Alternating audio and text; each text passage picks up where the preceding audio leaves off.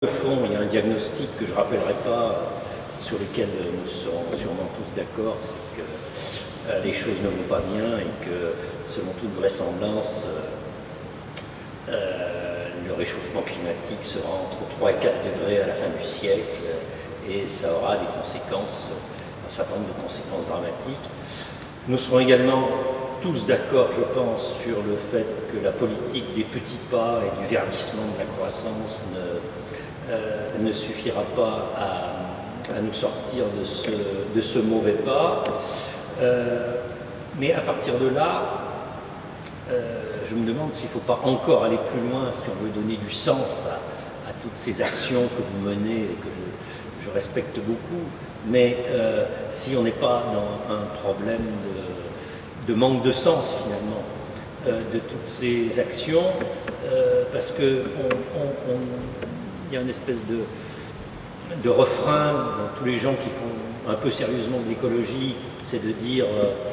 il faut changer de modèle, la croissance économique c'est fini, le néolibéralisme va dans le mur, etc.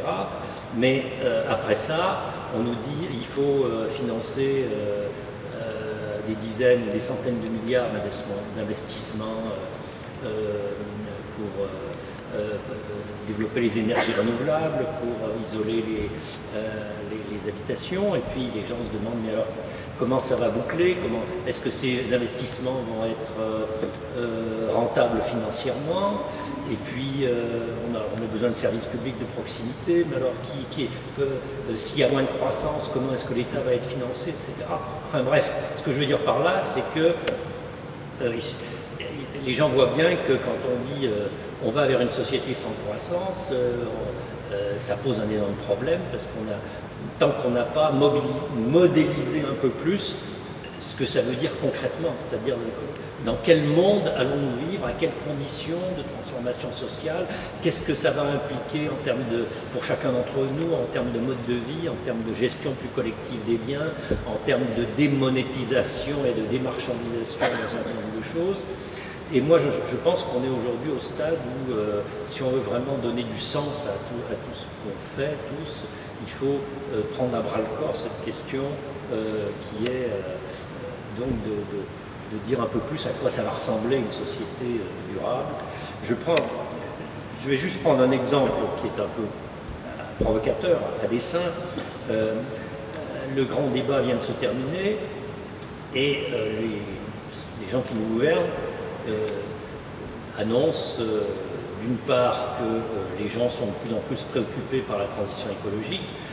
et que dans le même temps, par les questions écologiques, et que dans le même temps, ils ne veulent plus entendre parler de taxe carbone. Or, évidemment, il faudrait quand même